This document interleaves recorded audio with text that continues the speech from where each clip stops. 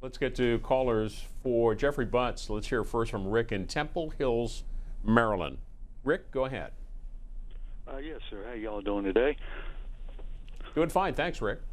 I just wanted to ask a quick question. Is there any kind of study that y'all maybe track where the weapons, the guns come from that are involved in these murders in major crime areas or major cities?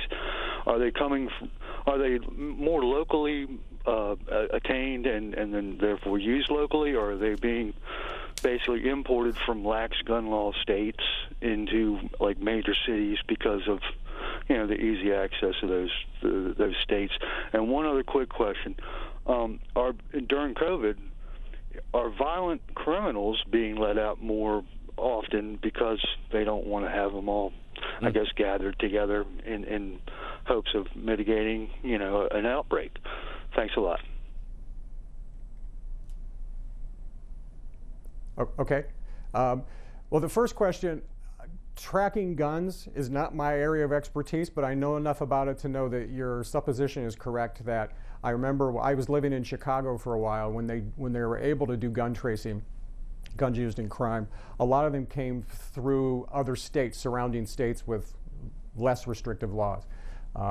So that is a problem, and unfortunately our Congress, in its great wisdom, decided to prevent the ATF, or the Alcohol, Tobacco, and Firearms Agency within the federal government. They prevented the ATF from sharing that data. So as a researcher, you cannot get detailed data on tracking guns and guns used in crime. And I hope someone fixes that someday, because if you don't have data, you can't solve the problem. It's the issue of incarceration, and especially pretrial release, gets a lot of headlines. I think it's easy to look retrospectively, and that's what tends to happen. There's one bad case or a shooting that happens, and you find out that person was recently incarcerated or let out on bail, and you use that to rationalize that that's the solution. If we just reverse that condition, we'd be okay.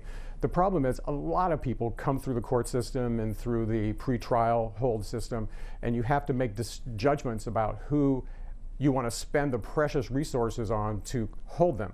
It costs hundreds of thousands of dollars a year to hold someone pre-trial, and we don't do that for every little case, or we would go broke. And this country has to make a judgment about the risks and benefits of incarceration versus supervision in the community.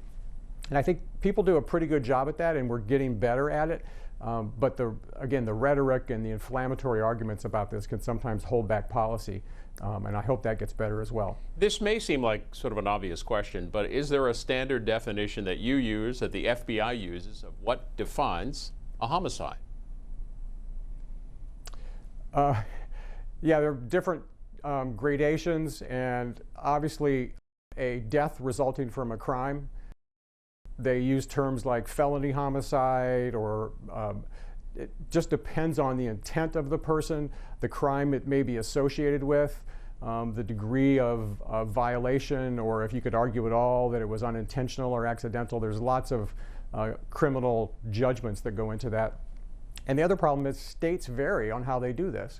So you don't understand crime and justice or the court system or law, and you can only understand it within one context, one state, sometimes even one county. Sometimes counties vary within a state. We do that because our country's set up to respect this idea of federalism, where each state is unto its own in terms of its approach to legality and crime. But it makes the mission to understand overall patterns and explain them in order to set policy, it just makes it more complicated. And part of what you learn in graduate school when you study crime and justice is the awareness that you always have to stop and think, now what state was this in? How do they define that? Can I really compare it to the state next door without looking into the underlying definitions of this crime? It gets very complicated. Let's go to Kay, who's calling from New Waterford, Ohio. Go ahead. Hi, good morning. Thank you for taking my call. I have two things I would like to ask. Another issue here is one of the reasons criminologists use homicide as an indicator for public safety is it has one of the highest rates of reporting. And often, obviously, someone is killed. The data for that are more reliable. The problem with all other crimes that are non-lethal even sexual assault, as the caller mentioned, is the first layer of information about that is whether the crime is reported. And you might be shocked to know that roughly half of all crimes are never reported to the police. So half of what makes us feel unsafe in the community does not come to the attention of police, which means no one's charged, which means no one's prosecuted, no one's punished or held responsible. And that adds to the sense of chaos that people feel. And it's the frustration people have where they keep paying taxes to the police department and the courts, and yet they still feel afraid for their public safety. And that's partly because people are reluctant to report the crime. Now, sometimes that's because they have reasons to be hesitant to engage with police at all. So if you're a victim of a crime, you may rather just cope with it on your own rather than draw attention of the police to your home and family, and that's sometimes rational.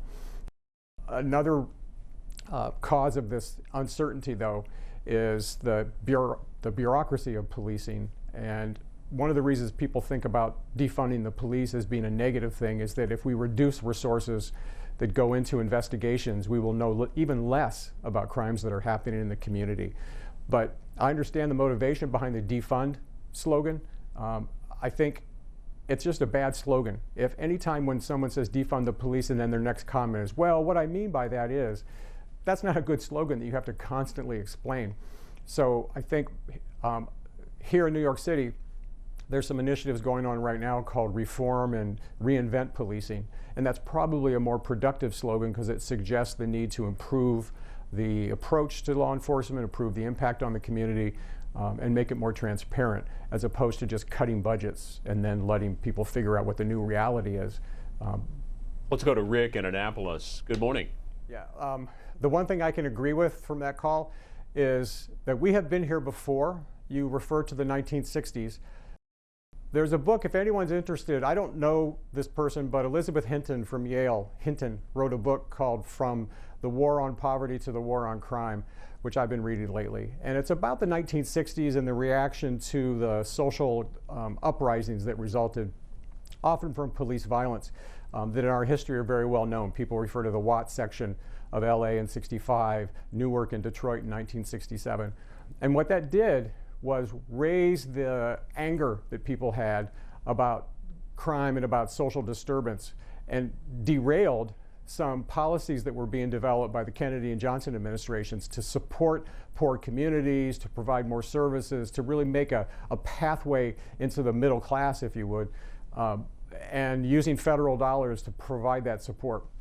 But when those social uprisings happened, the federal government and state officials turned on it and started taking the money that had been set aside and using it instead to begin a new war on crime, which is just proven through many years that it satisfies the public needs for vengeance, but it does not improve public safety. So we have been here before. It's sad to me to read something describing a situation in America 60 years ago that sounds just like today, but I do worry that this uprising of resentment we have about crime and justice in different communities will result in a withdrawal of resources from community. And basically, crime is a function of community well-being. I always say to people, if policing was the solution to public safety, when you walked into a very wealthy area in your city, you would see a lot of police cars. If police was the main thing that kept people safe, it would be visible. We know that's not true, and so what is it about wealthy areas that keep crime down? If we can't make everyone wealthy, what is it that in wealthy communities has the effect of protecting public safety? And the caller alludes to the quality of housing. I think that's part of it. Schools, family stability, employment. We just choose not to deal with those things and instead turn to control and enforcement. And I understand the need to do that in the short term, but boy, we better start thinking long term if we're going to get past these kind of problems. Your city, New York City, you touched on this recently, has a new mayor. How is he approaching the murder rate problem in New York City? Yeah, he's saying things that I appreciate. Even though he has a policing background, he's also spent a lot of time in city government, so he knows about the full panoply of public policies that protect public safety and support communities. And so he is talking about the need to do multiple things at one time. But he also has to deal with the headlines and the community anger and anxiety people feel. We've had some notorious killings here recently that get a lot of attention and add the political pressure. So far, I'm seeing him willing to have a broad approach and to sustain a multiple front approach to increasing public safety and community well-being. I hope he can hang on to that. Fingers are crossed. And of course, the city is remembering the loss of a police officer, a New York City police officer. New York mourns a rookie police officer killed in the line of duty over the weekend in New York City, late last week in New York City. The mayor was on CNN's State of the Union yesterday and talked about that. Here are his comments. So I understand that you're talking about introducing a series of steps later in the week, but people in New York City, you feel it. They're worried right now. So can you give our viewers, give New York City residents one concrete example of a way that you are going to, using your platform, make them more safe immediately? Well, immediately we're going to reinstitute a newer version of modified plainclothes anti-gun unit. I talked about this on the campaign trail. Our team has done the proper analysis, and now we're going to deploy that. And you're going to see a visible presence in our subway system. The governor has been an amazing partner where we're going to have and flood our system with mental health professionals and law enforcement working as a team to move out the disorder that's clearly in the subway system in our city. But also, we're going to continue to build out. I talked about this. We were able to stop terrorism in this city when state, federal, and city law enforcement agencies did information sharing and deployed together. President Biden heard me, he understands that, and we have placed that in place now in New York City. Jeffrey Butts of John Jay College, off the top of your head, historically, what mayors have been successful in fighting crime and reducing the crime rates in American major cities? What's worked? Okay. The premise of your question, the way you phrase it, I think is part of our problem, that people attribute causation to political leadership by saying what mayors have been successful. And I know this happens, and I know we like to attribute public policy success to individuals because that helps draw political attention and political support. One of the biggest ones here is the police commissioner, William Bratton, gets a lot of credit for having reduced crime. And the police like to use those active verbs, reduce, cut. But I remember when people were talking about this, when our last mayor, de Blasio, brought Bratton back to the city, people were celebrating that, saying that Bratton had reduced crime. And so just casually, I looked at the per capita violent crime rate in New York and tracked it. And indeed, it came down dramatically from the mid-1990s until about 2015 to 17. But when you plot that slope and then control for the size of the population, the slope looked just like a lot of other cities in America. So I think crime does not go up and down depending on political leadership, but political leadership can definitely hold back good progress on criminal justice policy by resorting to rhetoric, ideology, and fostering division, which some political leaders do for their own gain. So it's just, I hate to do this all the time, but it's complicated. You have to look at multiple data sources, compare one city to another, look across time periods, different kinds of crime, in order to understand the changes. I just think it's a shortcut to think that one person or one administration is responsible. All right, let's hear from Jeff in Centerville, Tennessee. Okay, Jeffrey Butts, any thoughts? Yeah, I understand that's one of the themes that people like to bring up. And I did not say all these legal gun owners were responsible for the increase in homicide. I said there was a noticeable increase in gun purchasing, and the time to crime between purchase and a gun appearing on a crime scene had fallen. But I agree that the gun issue can be divided into legal safe ownership and the opposite of that. The problem is it's just hard to control. We have 400 million guns in circulation in this country. They're not all going to be used responsibly. Some are left on bedside tables loaded where children can get at them. We just, as a country, have imbued the gun issue with this sense of patriotism and hearkening back to the days of yore, and people are willing to use that to exploit voters by appealing to that. And unless we cope with this gun issue, we will continue to lead the world in terms of deaths due to firearms. And I hope someday we have political leadership that's willing to engage in this conversation. I've been in this field for a long time. Sometimes we have hope. Most of the time it just seems like we are stuck in this morass of rhetoric, ideology, identity politics, and it's sad. Let's go to Tom in Lancaster, California. Good morning. Jeffrey Butts focusing on murder and homicide rates in native populations, and it may be more specific, maybe too specific to ask you, but is there a similar increase among those populations as there are in other parts of the country? I actually don't know, and I think it would be a challenge to assemble that data because there's a different data system. But I think the caller raises an issue which I think is important to recognize. These issues are built into our history. We have, sometimes people say things about crime and violence today as if there's a certain group of people who tend to do that. But we have to recognize that our country was built on crime and violence. So using the phrase stealing land, and if you read any kind of history text, read something critical about American history and you see how replete it is with exploiting people, taking other people's belongings, forcing people to go where they don't want to go. It's part of American history. So I think that if we recognize that as our political nature and maybe even human nature, it causes you to be a little more temperate about how to characterize the motivations for crime and violence and who's involved in it today and how to reduce it. If it's human nature that we have to control, you can't accomplish public safety just by threatening people, because there will always be someone who's willing to exploit other people. And it doesn't always happen on the street with a gun. It could happen in very nice boardrooms with tricky accountants and lawyers.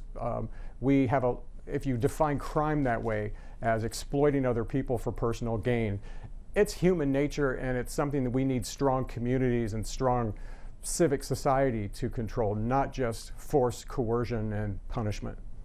The murder rate in the United States is 30% higher, was 30% higher in 2020 than it was in 2019, almost 30%. Murder rate per 100,000, 7.8. Jeffrey Butts is with us. In looking at that, Jeffrey Butts, are you optimistic or pessimistic in being able to see that rate decline? Yes. Well, the first thing to pay attention to is if you're talking about percent change, you need to do so with the rate, as you just did, as opposed to the volume. Because if you look at the national population, between 1995 and today, the population is 25% bigger than it was just 25 years ago. So you have to control for population size. But the percent change in the rate is concerning, although keep in mind, and people hate it when we do this as researchers, because it's like when we say the rate used to be much higher. We had 2,000 murders a year in New York City just 25 years ago. So an increase from 300 to 500 is concerning. It's like if you had a really bad fever once, you're a little bit more concerned if your fever goes up slightly because you remember that bad fever. But don't overreact to the slight increase, just deal with it and try to reduce it. So when we see this increase we're experiencing right now, the city is responding, the mayor's responding, and across the country people are responding. But one historical note for you. We talk about the increase in the per capita rate of the per 100,000 homicide that went from 5 to 7. We were in a very bad situation nationwide 25 years ago when it hit 10, 9 or 10, and people were panicked at that. But when you look back in history, some historians have tried to construct homicide rates using old records, pre-industrial times.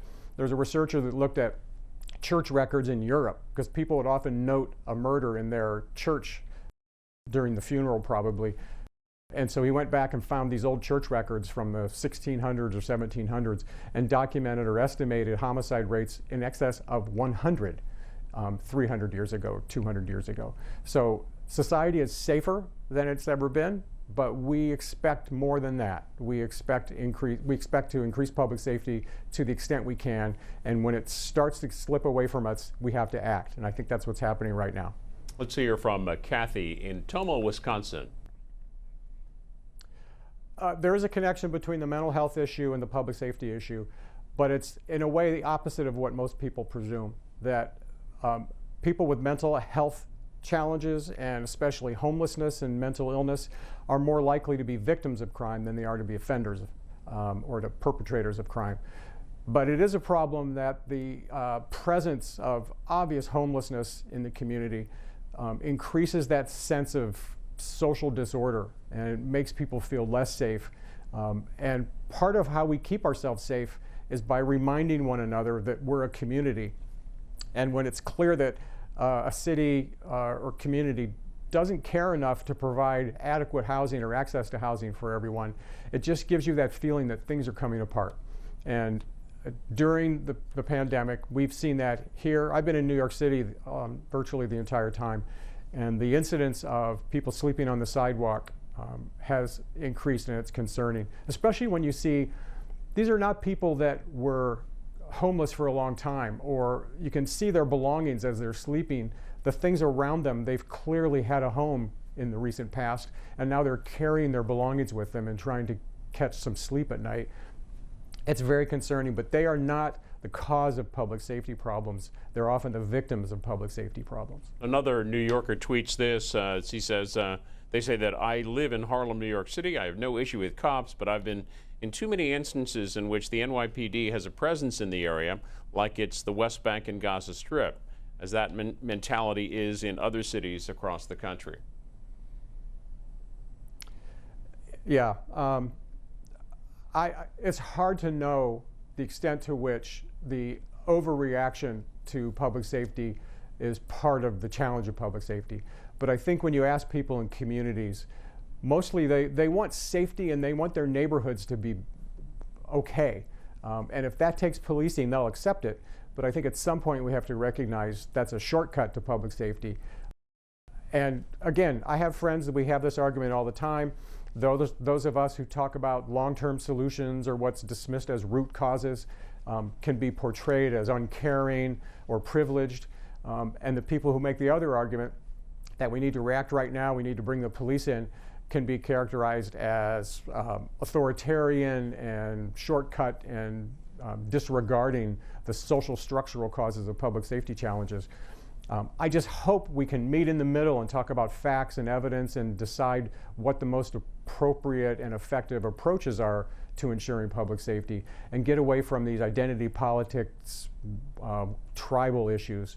But it's what our country does right now with almost every issue, so it's understandable that it happens with public safety as well. One more call for you. This is Carol, Tyler, Texas.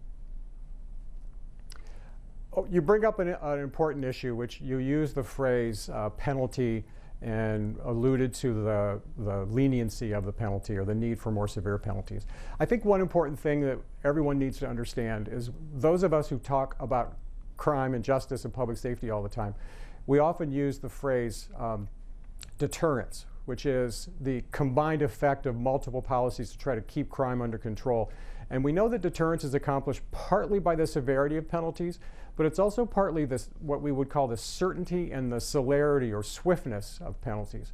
So I'm less likely to commit crime, even if the penalty is rather modest, if I'm confident that I will be caught, apprehended, and that penalty will be imposed upon me. Even if it's not that severe, if I really think it's going to happen, I may not want to commit that crime, and that means I'm deterred. If we only think about deterrence as a function of severity, which is sentence length and the proportion of cases that are resulting in incarceration, that's what we did here for 30 or 40 years and just exploded the prison population with very uncertain returns. We spent so much money on incarceration with not a whole lot of payback if you look at the actual metrics of public safety. And that's because we were satisfying the public urge for vengeance or severity. But we have to focus on certainty and celerity as well. And I'd much rather have a system which was responsive on those multiple domains than one that just focuses on the strength of punishment. Jeffrey Butts leads the Research and Evaluation Center at John Jay College of Criminal Justice. Thanks for being with us here on Washington Journal this morning. You're welcome.